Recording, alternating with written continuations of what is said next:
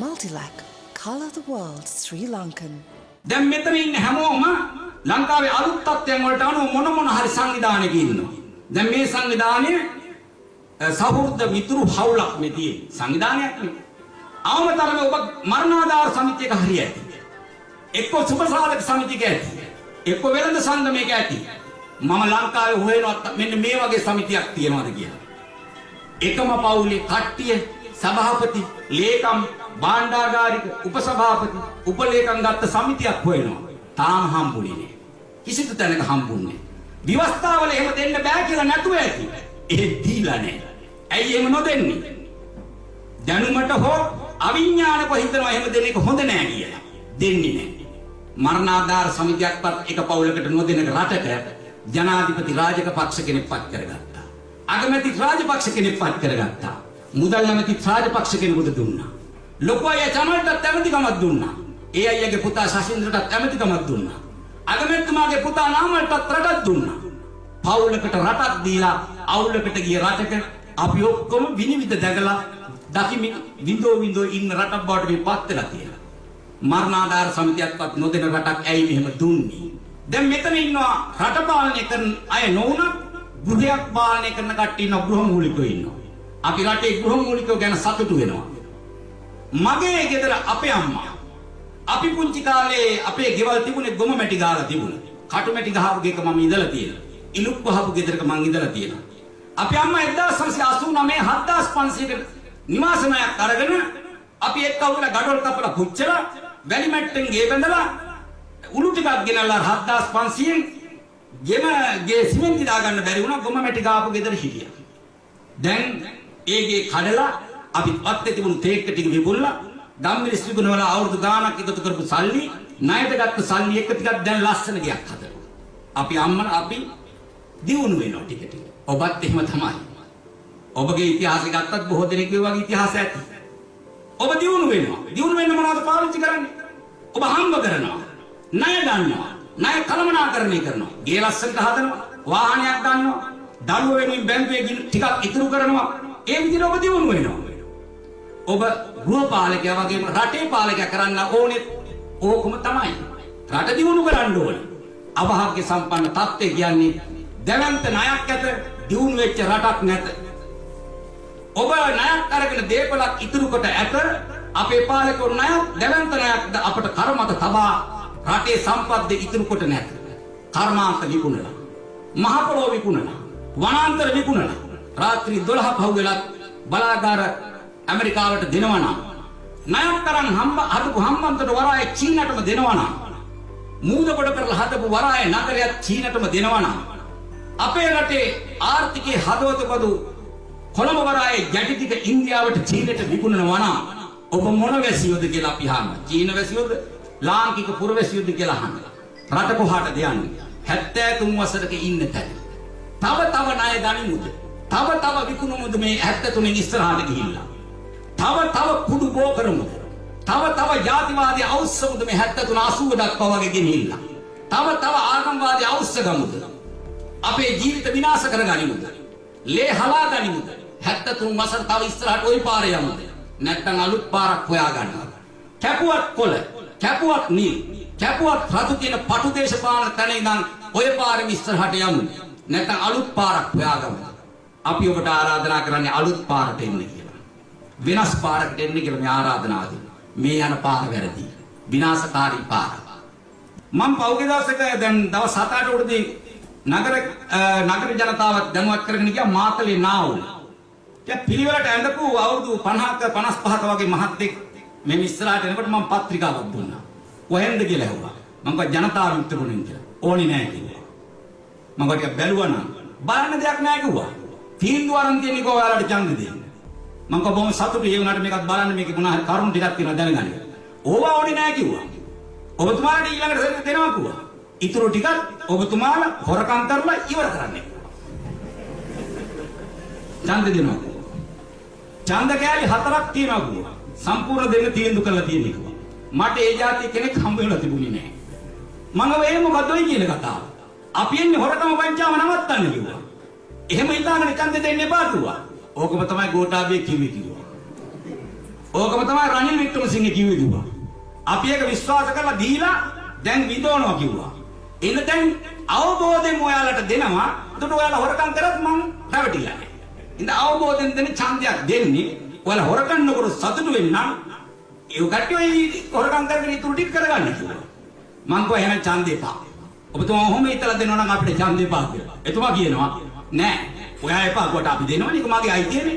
හතරම දෙනවා කිව්වා. ඔයාලට ගොඩක් හොරකම් කරන්නේ නෑ කිව්වා. ගොඩක් ඉවර වෙලා තියෙන්නේ කිව්වා. තියෙන ටික ඉතුරු පොඩි ටිකක් කිව්වා. අපි හිතනවා ඔයාලා සාධාරණ හොරු කියලා. ඒ ටික කන්න කිව්වා. මං ගෝ ඒක මහා පුදුම කතාවක් නේ. අසාධාරණ හොරු කියලා જાතියක් ඉන්නවා. නෑ. ඔයාලා ඉතින් සාමාන්‍ය මිනිස්සුනේ. ඔයාලා හොරකම් කරොත් පැන්ඩෝරා පේපර් වලින් හොයන්න වෙන එකක් නෑ. ඔය හොරකම් කරපුවා ලංකාව ඇතුළේම කැලගේ කිව්වා. ඇමරිකාවට යන එකක් නෑ කිව්වා. කාට හරි සුගතියක් වෙයිනේ. එහෙනම් මං යන්නම් කිව්වා. පත්‍රිකා ඕනේ නෑ කිව්වා. ඡන්ද හතරක් ලියාගන්න කිව්වා. ඒ කතාවේ ගැඹුරක් නෑ. ඒකත් විනිවිද දකින්න ඕනේ නේද? ඒ මිනිස්සයා කියපු දේ කොහොමද කියලා මම පස්සේ කල්පනා කළා. එදා රැත් නින්දට ඇවිල්ලා. අපි විශ්වාස කරන්නේ. දේශපාලනේ තිත්ත වෙලා ඉන්නේ. අවසන් අත්හදා බැලීමට සැකෙන් හෝ අපට දෙනවා මිසක හොඳ පැහැදිලිකින් දෙනවා නෙවෙයි. එහෙම සමාජයක් හැදිලා තියෙනවා. ප්ලේටෝ නැමැති දාර්ශනිකයා මෙහෙම කියලා තියෙනවා. ඔබේ සපත්තුව කැඩුනම ඔබ දක්ෂ සපත්තු සාදන්නෙක් සොයාගෙන යනවා. ඔබට අසනීපයක් ආවොත් දරුවට අම්මට තාත්තට අසනීපයක් ආවොත් ඔබ දක්ෂ වෛද්‍යවරයෙක් හොයාගෙන යනවා දරුවා නිසා අම්මා නිසා ඔබ නිසා. නමුත් සකල විද කලාවන් අතර අගතැන්පත් කලාව පාලන කලාව සඳහා ලෝකේ බොහෝ ජනතාව රැවටෙනවා. කපටින්ට රැවටෙනවා. අදක්ෂයන්ට අහු වෙනවා. අහු වෙලා ලෝකෙම විදෝනවා කියලා මම නෙවෙයි කිව්වේ ප්ලේටෝ කියලා තියෙනවා. ලංකාවේ ඉතා කෙටි කාලයක් තුල ඉතා ධනවතෙක් වෙන්න පුළුවන් සුළු මොහොතෙන් ධනවතෙක් වෙන්න පුළුවන් ව්‍යාපාරය මොකක්ද කියලා. ඒක තමයි දේශපාලනය. කිසිදු සුදුසුකමක් නැතුව ඉහළම තනතුරක් ගන්න පුළුවන් වෘත්තිය තමයි දේශපාලනයේ රස්සාවක් වෙලා තියෙන්නේ. මේක මහජන සේවාවක් වුණත් දැන් ඒක මේ රටේ ව්‍යාපාරයක් බවට පත් වෙනවා. ව්‍යාපාරවල තියෙනවා යහපත් ව්‍යාපාර. රටකට ඇවසි ව්‍යාපාර. මේ මොන ව්‍යාපාරයක්ද? මේක රට වනසන ව්‍යාපාරයක් බවට පත් වෙලා තියෙනවා. එහෙනම් මේක ගලවන්න ඕනේ මෙතනින්. මෙතනින් මුදව ගන්න ඕනේ. මේක සැබෑ මහජන සේවාවක් බවට පත් කරපු දාට තමයි ඔබ අපි බලාපොරොත්තු වෙන රට නිර්මාණය කරගන්න පුළුවන් වෙන්නේ. දැන් තියෙන රට අවසාන මොහොතේ තියෙන්නේ. 1948 මේ රට අපට බාර දෙනකොට නිරෝගී සම්පන්න රටක්ම නෙවෙයි. යම් දුර්වල වෙච්ච රටක්. ආර්ථික වශයෙන් දුර්වලයි, පරිසරයෙන් දුර්වලයි, සංස්කෘතියෙන් දුර්වල කරලා කුඩුපට්ටම් කරලා තමයි අපට බාර දුන්නේ.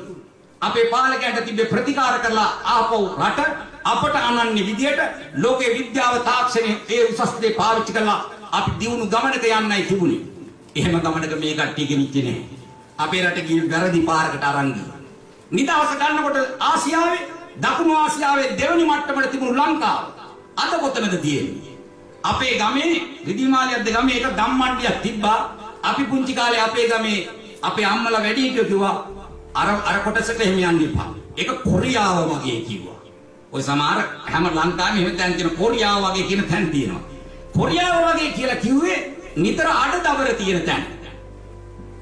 නිතර අඩදබර තියෙනවා. පරුස වචන කියවෙනවා. එතන නිකන් දුර්වල තැන. සංස්කෘතියෙන් දුර්වලයි. ඒ වගේ තැන් වලට කොරියාව කිව්වා. දැන් නම් එහෙම කියන්න එපා කොරියාව කියලා. වෙන මොකක් හරි නමක් කියන්න. දැන් අපි රස්සා නැතුණාම යන්නේ ආන්ගේ කොරියාවට. කීයක් හරි හොයන්නේ. අපිට යටින් තිබුණු කොරියාව අපිට උඩින් ගියා. අපිට යටින් තිබුණු සිංගප්පූරුව අපිට උඩින් ගියා. උඩින් හිටපු අපි යටට ගියා. ඒ ඔක්කොටම කියන්න ඕන කතිර මේ රටේ අපේ අම්මලා ඇතුළු අපි කට්ටිය ගොඩාක් දීලා තියෙනවා. ඒ පාර වෙනස් කරන්න කියලා අපි ඉල්ලීමක් කරන්නේ. මේක වෙනස් කරන්න ඕන. මේ පෞල් දේශපාලනේ මේක ගලවන්න ඕන. අන්නේ නිසා තමයි අපි ඉල්ලනවා මේක දැන් අසාධ්‍ය වෙච්ච රටක්. වසර 73ක් මේ රටේ මේ මාතෘ භූමිය කියනවනේ. අපි මව් භූමිය කියනවනේ. මේ අම්මට ප්‍රතිකාර කරේ දෙගොල්ලක්. එක්සත් ජාතිපක්ෂ නායකයන්ගේ වට්ටෝරුවට ප්‍රතිකාර කළා. ශ්‍රී ලංකා නිදහස් පක්ෂ නායකයන්ගේ වට්ටෝරුවට ප්‍රතිකාර කළා. දැවැන්ත ණයක් තියෙනවා. දැවැන්ත අමාරුවක් තියෙනවා. එහෙම තැනක රට තියෙන්නේ. දැන් අසාධ්‍ය ලෙඩෙක් ඉන්නේ. අසාධ්‍ය ලෙඩෙක්. අපි කියන අපිට ඔය ලෙඩ බාර දෙන්න. එක පාට දිවි ලෝකේ කරන්න බෑ. හැබැයි මේ ලෙඩ උගුඩ ගන්න. මේ ලෙඩ උගුඩ ගන්න ප්‍රතිකාර කරනවා. ඔපරේෂන් කිහිපයක් කරලම තමයි ගන්න වෙන්නේ. නැතුව හදන්න බෑ. අපිට බාර දෙන අසාධ්‍ය කෙනා බාර නොදෙන්නේ නම් මේ 73 වසරේ තව ඉස්සරහට යන්න. කාලයක් එච්චර කල් යන එකක් නෑ. අසාධ්‍ය ලෙඩක් දැඩි සත්කාරයකට දාලා ටික කාලෙකින් ඊළඟට මෝචරියට දාලා ඔක්කොම එක්ක අහුල පාංශ කූලේ දීලා යන රටකට යමු. වෙන යන්න තැනක් නෑ. අපේ ප්‍රතිපත්තිය කියන්නේ මෙහෙම. හොරකම් වංචා දූෂණ සම්බන්ධයෙන් ගන්න තීන්දුව මෙහෙම. පහලට තියෙන පුංචි හොරකම් නොසලකා හරිනවා. අර වගානායක කපනෝනේ කාලෙට. ඒ වගේ අපි ඒව කපලා දාන්න. ඒවට බය වෙන්න එපා. මට එක දවසක් කිව්වා සහෝදරුන්ට ඔය ඡන්ද හම්බෙන්නේ නැති වෙන හේතුවක් තියෙනවා කිව්වා. මං හැබැයි කියලා. හොරකම් අල්ලනකොම් පහල අය පොඩි හොරකම් කරලා තියෙන්නේ. ආවොත් අපිටත් නැති වෙයි කියලා ඡන්ද දෙන්නේ නැහැ කිව්වා. එද බය වෙන්න එපා. මේ රටේට කියන්නේ පුංචි හොරකම් පස්සෙන් පාන්නන්නේ නැහැ. ඔක්කොම කපලා දානවා. බොල් නැහැ හැටි. හැබැයි එතනින් පස්සේ බෑ. එහෙමත් ඉල්ලන. හොඳ වැටුපක් දෙන්න. ජීවත් වෙන විදියක් හදන්න. හොරකම් කරන්න ඕනේ නෑ. ඒක බෝකරේ පාලකයෝ. එඳ අපි උඩ ඉන්න පාලකයන්ටයි උඩ ඉන්න නිලධාරීන්ගේ වංචා සම්බන්ධයෙන් සමාවක් නැත. මොකද ඉහළ වැටුප් දුන්නා නම් සියලු සැප දුන්නා නම් මහජන දේපල සොරකම් කළා නම් ඒක බලවත් වරදක්සේ සලකලා නීතියක් හදනවා මෙහෙම. බලයක් ගත්තට පස්සේ මේ නඩු කී කියන්නම නෙවෙයි අපිට තියෙන රට හදන්න එපා. මෙහෙම කරනවා. කොහොමද? පාර්ලිමේන්තුවේ සම්මත කරලා පොදු සමාකාලයක් දෙනවා. අපි හිතමුකෝ මාස 3ක් කියලා. හොරගම් කරපුවා ගෙනල්ලා අපි නම් කරන තැනකට බාර දෙන්න ඕනේ. අපි ප්‍රසිද්ධ කරන්නේ නැහැ කවුද ගෙනත් දුන්නේ කියලා. නම්බුවක් රැකලම දෙන්නම්කෝ ගෙනත් දෙන්න කියලා කියනවා.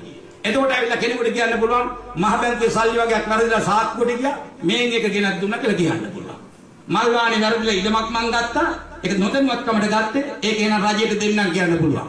අම්මගේ යප්පගේ සෝන හදන්න මං සල්ලි වගේක් ගත්තා නොදැනුවත්ව නිවාස සංවර්ධන අධිකාරියේ මේන් එක කියලා ගෙනත් දෙන්න පුළුවන්. එහෙම ගෙනත් දෙන්න පුළුවන්. නම් කියන්නේ නැහැ. දඬුවම් දෙන්නෙත් නැහැ. කොහොම ඉන්න දෙනවා. මම නියෝජ්‍ය ඇමති කෙනෙක් හැටියට හිටියා පාර්ලිමේන්තුවේ මාස 14ක්. වාහන 7ක් හිමි චක්‍රලයකට අනුව අපේ පක්ෂ ප්‍රතිපත්ති වෙනස්. රටේ නීතිය ඒක. පක්ෂෙනි අදහස වෙනස් එකක්. අපි පක්ෂය තුල සාකච්ඡා කළා තීන්දුව කරා නියෝජ්‍ය ඇමති එකක් පාවිච්චි කරන්න. ඇමතිට 9ක් හිමි එකක් විතරක් පාවිච්චි කරන්න කිව්වා. අන්ද සහෝදරයන් 9ක් තිබ්බා එකට බැස්සා.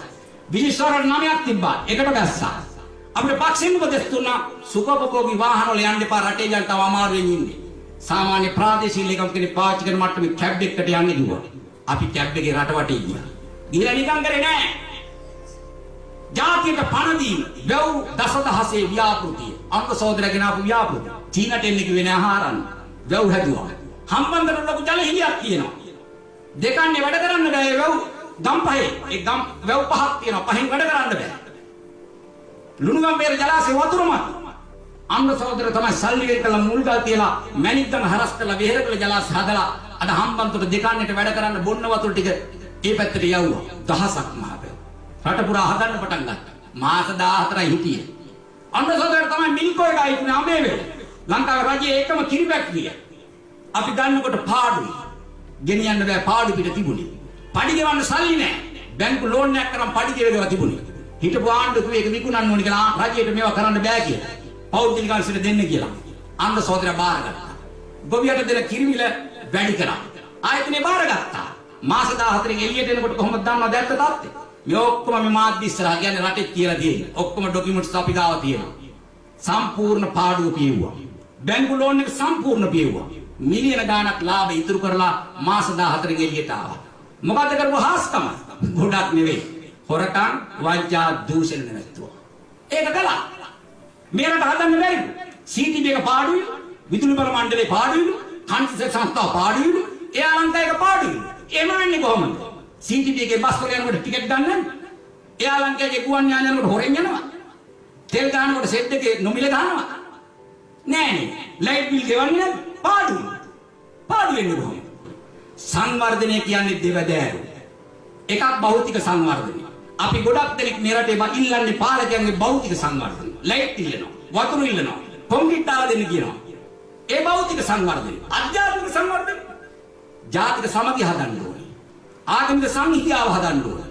මනුෂ්‍යත්වය හදන්න ඕනේ. සාධාරණය හදන්න ඕනේ. ප්‍රජාතන්ත්‍රවාදය දෙන්න ඕනේ. යුක්තිය දෙන්න ඕනේ.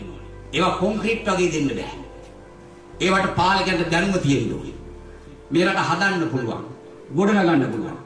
හොරකමට වංචාවට හැම දේශපාලකයන්ගේ අපි එතෙන්ට දාන්න එපා. සල්ලි දෝනි, තනතුරු දෝනි. එහෙනම් මම මෙතන ඉන්නේ නැහැ. අපේ ගොඩක් අය මෙතන ඉන්නේ නැහැ. එහෙම හිතන මිනිස්සු නම්. එහෙනම් අපි ඉන්නේ රාජපක්ෂලා ගාව. එක්ක සජිත් ලගාව. අපේ හිතේ එක හීනයක් තියෙනවා. අපේ හිතේ එක අරමුණක් තියෙනවා. බලාපොරොත්තුවක් තියෙනවා. කවදා හරි මේ වට්ටපු රට විනාශ කරපු රට ගොඩ නගන්න ඕනේ කියලා. ඒකට දත ගන්න. ඒකට මහන්සි වෙන්න. දැන් තියෙන රට අවසන් අධියේ. අසාධ්‍ය මට්ටමේ යන්න දෙන්න එපා. දරුවන්ගේ නාමයෙන් රටේ නාමයෙන් ඉල්ලන්න ප්‍රමාද. මෙතන මේක ගොඩ ගන්න. ඒක අපිට තනියම කරන්න බෑ. අපේ රටේ දැන් තියෙන්නේ එහෙම නෙවෙයි. ජනාධිපති නිලධාරීත් එක්ක ගිහිල්ලා ටයිපෝඩ් දාපු කට්ටියත් එක්ක ගිහිල්ලා මට මෙතන ලස්සන කුරුණක් හදන්න උඩට නැගලා බලන්නකෝ. යස් සර් කියලා. දාලා දෙනවා කුරුණ. මට මෙතන හදන්න ඕනේ වරායක් කිව්වොත් ඕකේ සර් කියනවා. දාන්න ඕනේ දුවන්තර බලක් කිව්වොත් හරි සර් කියනවා. දන්නවනම් දහනවා. සම්මන්ශාලාව දහන්න ඕනේ කොත් දහනවා. අඩිසියේ පාර හදන්න ඕනේ කොත් හදනවා. එකල තලයි මුන්නටයි වේලනවා. රටක් කොහොමද ගොඩගන්නේ? ප්‍රමුඛතාවයක් තියෙනවා. ඔබේ ගෙදර කොහොම ආර්ථික දුෂ්කරතාවෙන් යනකොට කන්නවත් නැති වෙනකොට තියෙන සල්ලි ටික දාලා මිතුර ලස්සන වෙන ඉන්ටර්ලොක් දාලා මේ රටේ එහෙම රටක් නෙවෙයි. රටේ මිනිස්සු බේත් නැතුව පාරේ මෙරි වැටෙනවා.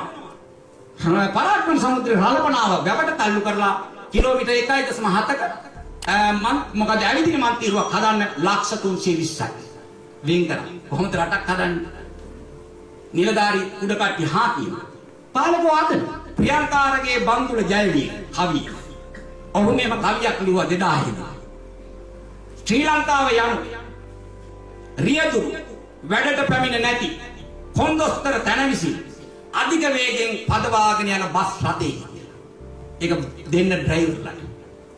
ලයිසන්ස් තියෙන රියදුරන්ට දෙන්න. You're watching the Life Traveller channel.